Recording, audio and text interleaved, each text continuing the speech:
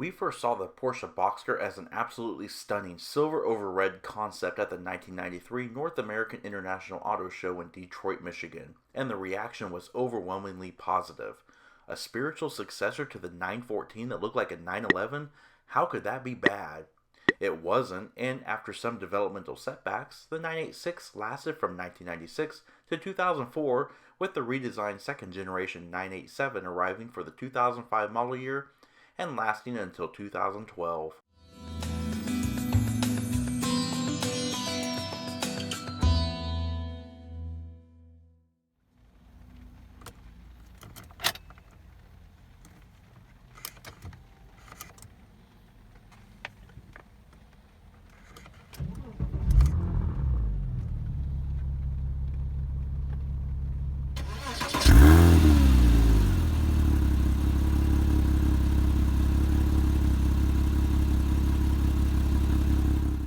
Today, we will take a look at a pretty basic, no-frills run-of-the-mill 2007 Porsche Boxster, which is painted in non-metallic black clear coat with a black leather interior.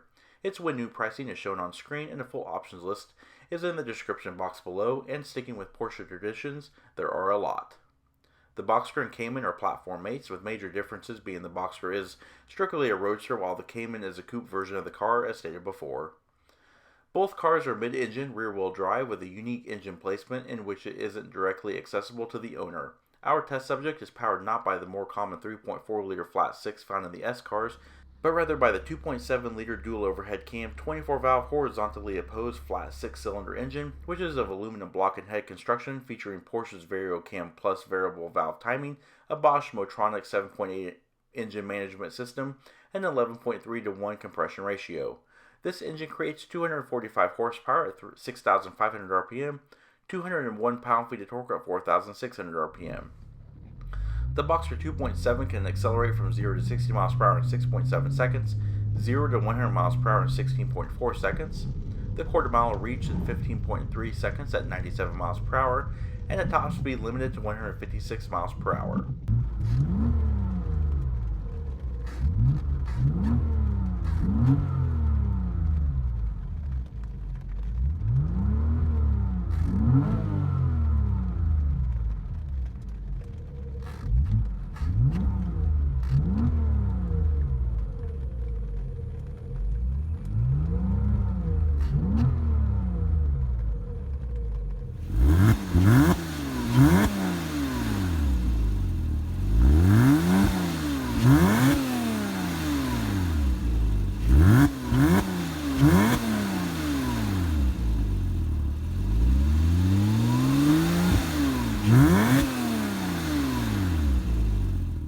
All Boxsters are equipped with a 16.9 US gallon fuel capacity, and this one consumes 4.8 gallons per 100 miles driven, with an estimated total driving range of around 355 miles.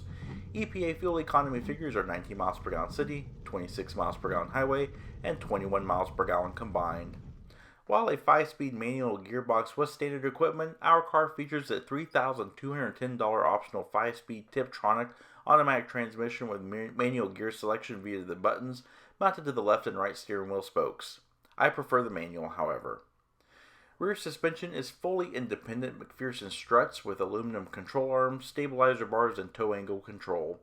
Looking around the rear of the 987, while very traditional Porsche in style, the Boxster is unique in its own way due to the nature of the powertrain layout. Large cooling ducts allow air to be force-fed to the engine, while the aerodynamic trunk allows air to flow over the rear, and allowing the automatic rear spoiler to create downforce during high-speed driving for additional stability. Despite looking at first glance like a 911, the Boxster is unique in the fact that the rear compartment is for luggage, not the engine, and the taillights are unique to the car. Along the profile, the Boxster, top, up, or down, looks good. It's a short car, looking a lot like a 911, and it sits on a short 95.1-inch wheelbase, which is 2.58 inches longer than the same year 911. Its overall length is 171.6 inches. Steering on the 987 is hydraulically assisted vehicle speed sensitive variable rate rack and pinion with 2.7 turns lock to lock and a 36.4 foot turning radius. Wheels are the $1,235 optional 18-inch silver painted 5-spoke Boxster S aluminum units with $185 optional color Porsche Crest wheel caps. Tires are 235/40 ZR18 Michelin Pilot Super Sports, and brakes are hydraulically assisted forward-wheel disc brakes with silver-painted 4-piston aluminum monoblock fixed calipers assisted by 4-channel Bosch 8.0 ABS and Porsche Stability Management. Brake rotors are vented and cross-drilled front and rear, with fronts measuring 11.73 inches and the rears at 11.77 inches. These brakes can halt the Boxster from 70 miles per hour to 0 at 170 feet. Front suspension is fully independent McPherson stretch with aluminum control arms, coil springs, stabilizer bars, and negative steering roll radius. Up front, the 987 looks like a 997 car, only differing in overall headlamp shape. At first glance, the two cars look identical. The Boxster features clear lens headlamps set in chrome bezels and halogen projector bulbs. Bi-xenon lamps are optional. Turn indicators are integrated into the headlamp housing utilizing incandescent bulbs. Down below, in the bumper, reside clear lens fog lamps. Bumper intakes feed air directly to the engine radiators with secondary directional spoilers sending additional air to brake cooling channels. Underneath, the car is smooth to keep the underbody drag at a minimum, which aids in both lift drag reduction and gearbox venting. As we get inside the Boxster, no smart key access system here, just remote keyless entry. Entering the Boxster is especially easy with the top down, and door panels look to be lifted straight out of the 911. On the A-pillar trim is the power mirror controls, and just below that are the electric window switches. To the left of the satin silver door pulls and door-mounted side impact airbags are standard equipment, as are the armrests that double as concealed storage doors for the door compartments. Inside, we are greeted by this brushed stainless steel plate, and the seats look to be lifted right out of the 911. Upholstered in black perforated leather with accent stitching, these seats are both very comfortable and supportive, offering excellent lateral support. Seats have manual fore and aft adjustments as well as height adjustments, with seat back angle adjustments are power operated. Controls for the headlamps and the front and rear fog lights are just to the left of the typical Porsche left-mounted ignition key switch. Steering wheel is leather-wrapped and adjustable for tilt and telescope.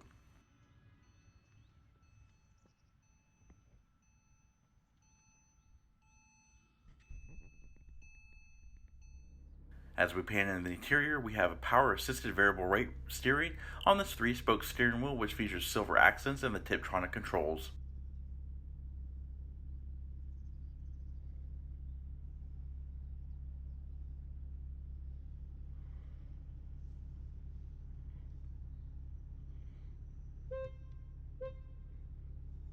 Control stalks on the upper left control turn indicators, high beams, and flash to pass.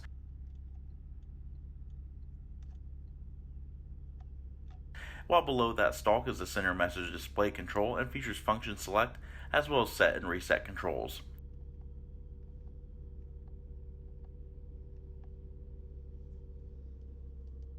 On the upper right are the wiper washer controls, and below that are the cruise controls. Laid out in a similar cascading fashion as the 911 are the Boxster instruments, and while not as comprehensive as the 911, front and center lie the 8,000 RPM tach with the 175 mph speedometer to the right and readouts for fuel and coolant temperature on the right. Across the top of the dash, it's constructed of high quality grained vinyl that is in excellent shape, and right down the center are the twin circular air vents with the round 4-way flasher control in the middle. Below that is the door lock switch. In the center, while we don't have the Porsche communication module in this car, we do have the $715 optional Sound Package Plus, which features 7 speakers and glove box mounted CD storage. Below the radio controls are the heated seat controls, front defrogger control, climate recirculation control, eco and rear window defroster controls. Equipped with a single zone automatic climate system, temperature controls on the left, fan speed control on the right, and below are the panel distribution controls. Below still are the controls for the rear spoiler and Porsche Stability Management.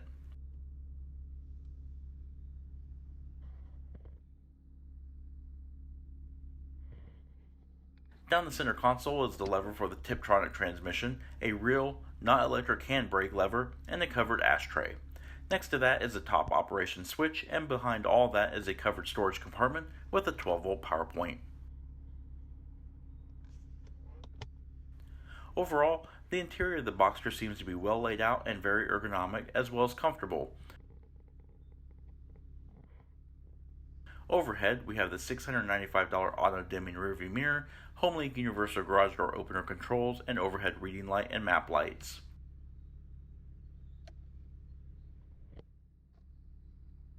Sun visors are small but include illuminated vanity mirrors. And last but not least are the Porsche cup holders.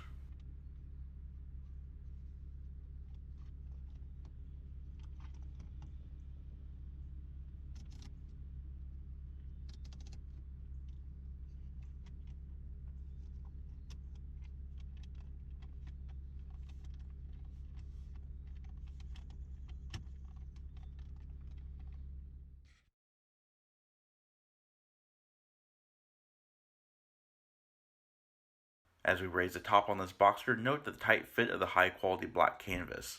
Weather seals within the plastic frame ensure a tight weatherproof fit, and in the rear there is a glass rear window which is heated by a defroster grid.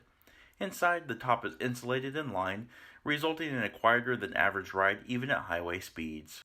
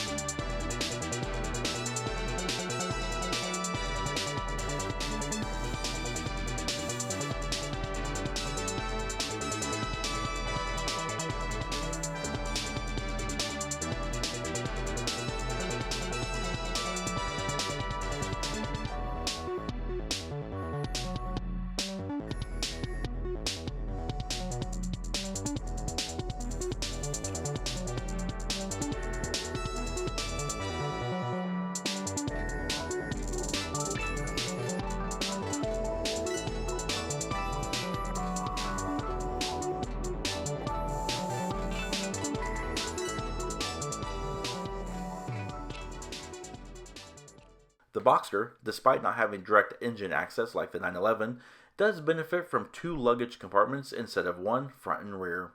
You can access the rear luggage compartment by pressing and holding the respective key fob button, and the rear compartment features 4.6 cubic feet of storage and is fully lined, lighted, and carpeted and insulated from engine heat.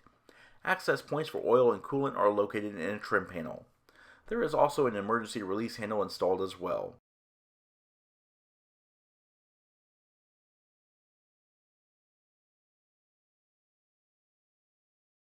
Front compartment is open again with its respective key fob button and features 4.9 cubic feet of storage capacity. While not as wide as the rear luggage compartment, it is deeper. It too is carpeted and equipped with emergency release handles, in addition to navigation DVD access, brake fluid reservoir, and windscreen washer bottles. The large lower plastic lid houses a lug lock tool, tire filling compressor, tire toolkit, and emergency top lever.